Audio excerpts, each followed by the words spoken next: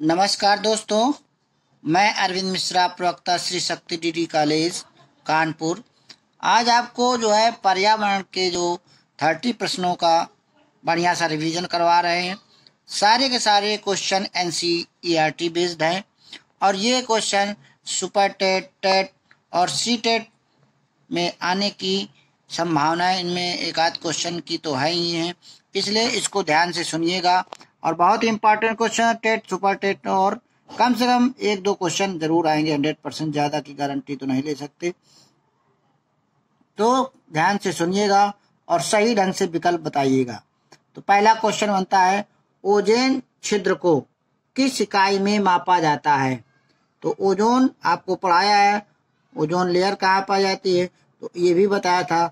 Ozone छिद्र को किस इकाई में मापा जाता है? तो इसे डाप्सन में मापा जाता है। तो इसका चौथा विकल्प सही है। तो इसका जो है डाप्सन विकल्प सही है। नेक्स्ट है, पृथ्वी को 2/3 भाग, पृथ्वी का जो 2/3 भाग क्या कहलाता है? तो आप जानते हैं पृथ्वी का 2/3 भाग में जल भरा है, ठीक है ना। तो जिसे जल भरा के कारण इसे जलमंडल के नाम से जाना जाता है। नेक्स्ट क्वेश्चन है, धूल के कण एवं जल वाष्प किस मंडल में पाए जाते हैं? तो धूल कहाँ पर होता है? वायु में होता है, तो ये वायुमंडल कहलाता है। तो इसका तीसरा विकल्प सही है। नेक्स्ट क्वेश्चन है, सबसे ऊंचे पेड़ पर घोंसला कौन बनाता है? तो आप जानते हैं सबसे ऊंचा जो उड़ता होगा वही सबसे ज्यादा ऊंचे पेड़ पर घोंसला बनाएगा। तो सबसे ज्यादा इनमें कौन उड़ता है? चील की कौवा कबूतर। तो सबसे ज्यादा चील उड़ता है, तो इसका पहला विकल्प सही है। नेक्स्ट क्वेश्चन, निम्नलिखित में से किसके प्रयोग से वायु प्रदूषण नहीं होगा? सार्वजनिक वाहनों के प्रयोग से देखिए होगा, LPG और CNG के प्रयोग से होता है, ज्यादा नहीं होता है लेकिन थोड़ा सा होता है, सौर ऊर्जा, पवन ऊर्जा और बायोगैस। गैस मतलब तो गैस से होगा तो थोड़े से तो धुआं निकलता ही है। तो यहाँ पर क्या है, उपरोक्त सभी से प्रदूषण होता है।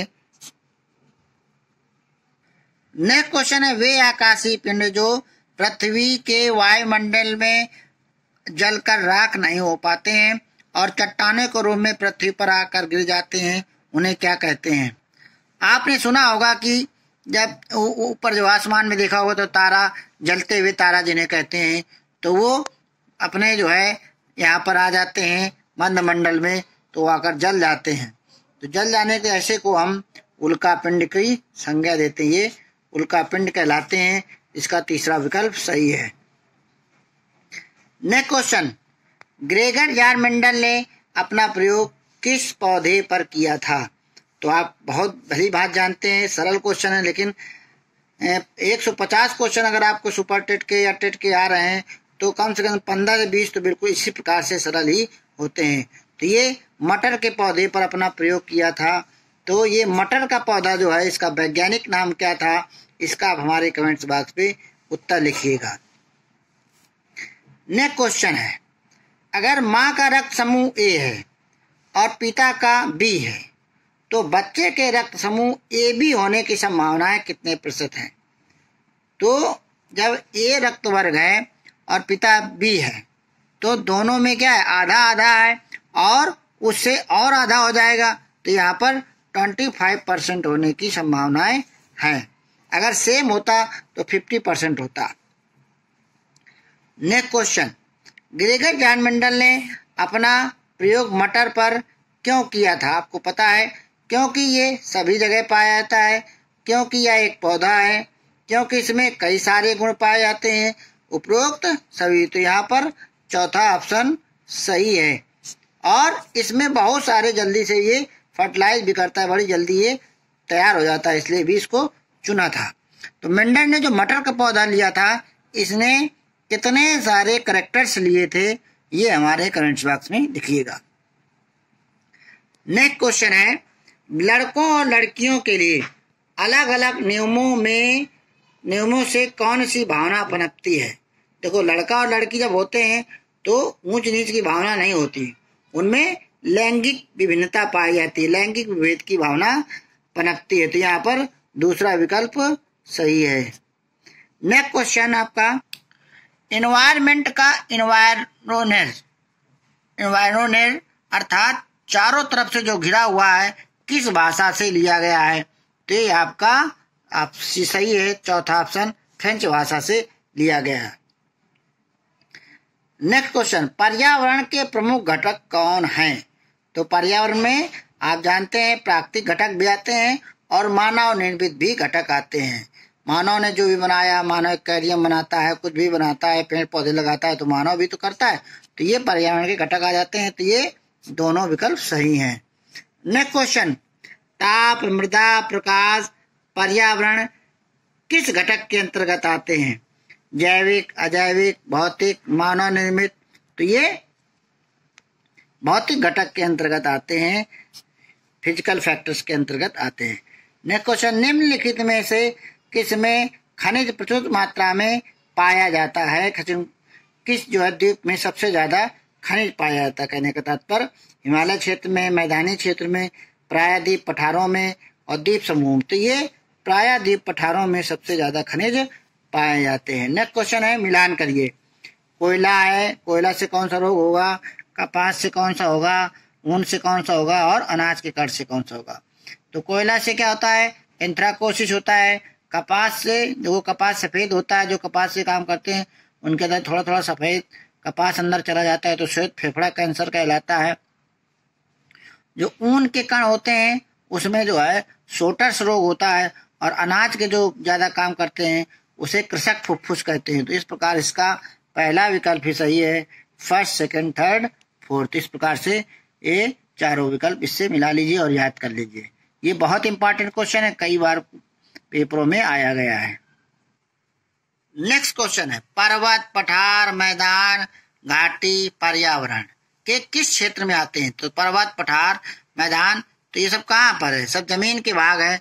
तो जमीन को किस में रखते हैं? स्थल मंडल में। कभी कभी अंग्रेजी भी पूछ लेते हैं, हाइड्रोस्फीयर, लिथोस्फीयर, है ना, एटमॉस्फेयर, बायोस्फीयर। तो हाइड्रोस्फीयर को जल मंडल कहते हैं और लिथोस्फीयर को स्थल मंडल कहते हैं, एटमॉस्फेयर को वायुमंडल और बायोस्फीयर को जैव मंडल कहते हैं। तो अंग्रेजी भी आपका आप याद रखिएगा। नेक्स्ट है, ये क्वेश्चन दोबारा है, इसको मत देखिए। नेक्स्ट क्वेश्चन है, निम्नलिखित में से सबसे बड़ा घोंसला किसका होता है? तो सबसे बड़ा घोंसला, जो सबसे बड़ा पक्षी कौन सा है? चील होता है, तो चील का ही सबसे बड़ा घोंसला यहाँ पर सही है। नेक्स्ट, मिड डे मील में क्या होता है? बच्चों से खाना बनवाया जाता है, बच्चों से खाने की सामग्रियां मंगवाई जाती हैं, अध्यापक गण खाना पकाते हैं, या उपरोक्त में से कोई नहीं। तो कौन विकल्प सही है? इसमें कोई विकल्प नहीं सही है। आपको पता है मिड डे मील किस लिए होता है? ये हमारे कमेंट बॉक्स में लिखिएगा। नेक्स्ट है, निम्नलिखित में किसको शरीर वर्धक भोजन कहा जाता है? शरीर की जो है कौन सबसे जल्दी बढ़ाता है? बिल्डिंग ब्लॉक किसे कहते हैं? तो शरीर को जो बिल्डिंग्स भरता है उसे हम प्रोटीन कहते हैं। नेक्स्ट क्वेश्चन है, हमारे भोजन में कितने पोषक तत्व होने चाहिए? हमारे भोजन में कम से कम जो है 6 पोषक तत्व होते हैं। कौन कौन से होते हैं?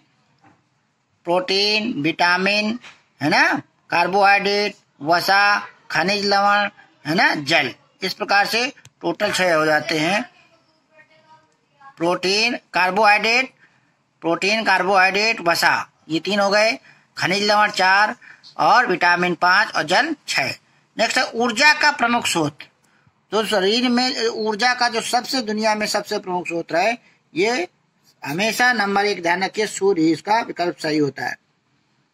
इसी के तहत दूसरा क्वेश्चन है, मनुष्य के शरीर में ऊर्जा का प्रमुख स्रोत। जो शरीर में ऊर्जा हम कहाँ से लेते हैं? तो ये आप जान लीजिए, हम कार्बोहाइड्रेट से लेते हैं। नेक्स्ट है, निम्नलिखित में कार्यों पर विचार कीजिए। क्या होता है? इससे पोषक तत्व से हमें ऊर्जा मिलती है, ये हमारे शरीर के अंगों को बाहरी झटकों से बचाता है। उपरोक्त कार्य निम्न में से किस पोषक तत्व से संबंधित है? तो कौन ऐसा है जो हमारे झटकों से बचाता है और ऊर्जा भी देता है? तो ये फर्स्ट ऑप्शन सही है, फैट या वसा करता है। नेक्स्ट क्वेश्चन ध्यान से देखिए, निम्नलिखित में कौन सा पोषक तत्व हमें पोषक प्रदान नहीं करता किंतु फिर भी वह हमारे संतुलित आहार का अहम हिस्सा होता है।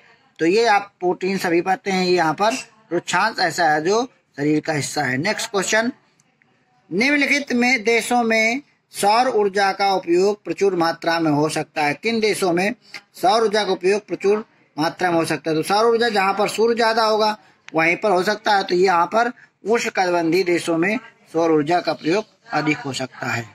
नेक्स्ट है, जवाहरलाल नेहरू राष्ट्रीय सोलर मिशन की शुरुआत कब हुई थी? तो जवाहरलाल राष्ट्रीय नेहरू सोलर मिशन की स्थापना 2011 में की गई थी। नेक्स्ट है, निम्नलिखित में से कौन सी नदी पश्चिम की तरफ बहती है? निम्नलिखित में कौन सी नदी पश्चिम की तरफ से बहती है? तो गंगा आपको हमेशा पूर्व की तरफ, यमुना भी पूर्व तरफ, तापी ऐसी है जो पश्चिम की तरफ बहती है। और कौन कौन सी नदियां हैं वो पश्चिम की तरफ बहती है, हमारे कमेंट्स बॉक्स पे दीजिएगा। लक्षद्वीप सागर किस सागर में स्थित है? लक्षद्वीप जो है हमारा जो आइसलैंड है, किस सागर पर स्थित है? हिंद महासागर, लाल महासागर, बंगाल खाड़ी, अरब सागर। तो आप चित्र देख लीजिए, उधर हिंद महासागर है पूरब की तरफ और पश्चिम की तरफ अरब महासागर है और पश्चिम की तरफ ही लक्षद्वीप है। तो ये अरब महासागर इसका विकल्प सही है। नेक्स्ट है, स्टोन लेप्रोसी। स्टोन लेप्रोसी को जो एसिड रेन होती है उससे गिरता है, स्टोन जो खराब हो जाते हैं उसे हम पत्थरों का गलना कहते हैं। यहाँ पर तीसरा विकल्प सही है। और लास्ट क्वेश्चन है, लंदन धूम दिखाई देता है कब दिखाई देता है? सुबह दिखाई देता है, दोपहर को, शाम को, रात को। ये कई बार क्वेश्चन आया है। तो ये लंदन धूम जो है सुबह को दिखाई देता है। तो इस प्रकार से आपके 30 क्वेश्चन रिवीजन हुए। आप अपनी देखिए कितने आपको आते हैं, हमारे कमेंट्स बॉक्स से आप बताइए कितने नंबर आप सही कर पाते हैं। और कोई इसमें समस्या हो, कोई गलत लग रहा है, उसको भी आप कमेंट बॉक्स में बताइएगा। आपने सुना, देखा, बहुत बहुत थैंक यू, धन्यवाद, नमस्कार।